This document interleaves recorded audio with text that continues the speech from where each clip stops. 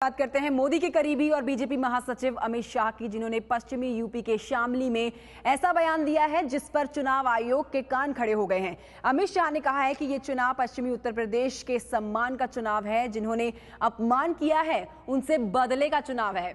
सवाल ये है कि किससे बदले की बात की है अमित शाह ने। सूत्र जो बता रहे हैं उनके मुताबिक अमित शाह के बयान का संज्ञान भी ले सकता है चुनाव आयोग। तो चुनाव आयोग अमित शाह के इस बयान पर संज्ञान भी ले सकता है। बीजेपी के अमित शाह ने दिया है बयान। मेरा दौरा पश्चिम के बेल्ट में ही चल रहा है और मैंने सब जगह पे आग्रह रखा है कि मेरे कार्यक्रम में दलित समाज की ऐसी बड़ी मीटिंगें करिए, सभा मत करिए। आंख से आंख मिलाकर मैं बात करना चाहता हूं दलित समाज के कार्यकर्ताओं के साथ, उनके दिल के साथ जुड़ना चाहता हूं।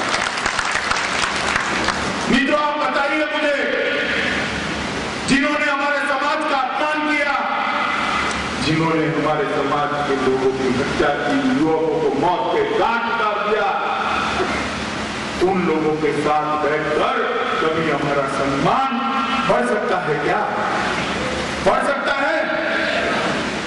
तो अब हाथी जब आपके मोहल्ले में आए तो पूछेंगे हाथी को कि भाई हाथी, हमारे सम्मान का क्या है? पूछेंगे या नहीं पूछेंगे?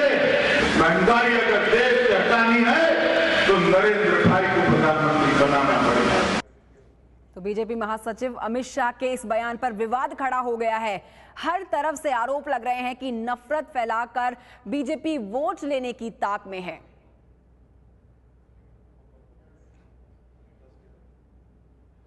नरेंद्र मोदी और उनके साथी सब फासिस्ट हैं और फासिस्ट लोगों का सोच ऐसा ही होता है, वो अपने अलावा किसी को बर्दाश्त कर नहीं सकते।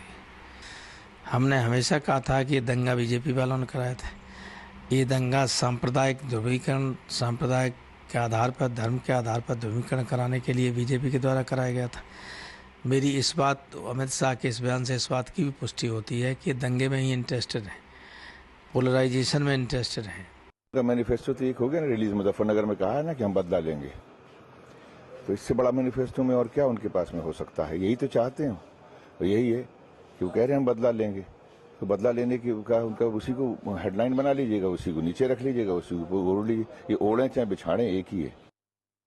जो क्षेत्रीय दल खास तौर से हैं और गैर भाजपाई दल, उनको आगाह करना चाहता हूं कि अगर गलती से श्री नरेंद्र मोदी सत्ता में आ गए, सभी गैर कांग्रेसी सरकारें बर्खास्त की जाएंगी।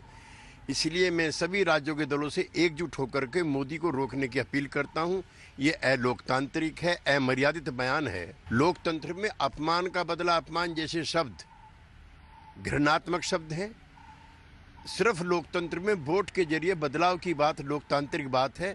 श्री अमित शाह तानाशाहों की भाषा बोल रहे हैं और उत्तर प्रदेश के अल्पसंख्यक मतदाताओं को डरा रहे हैं।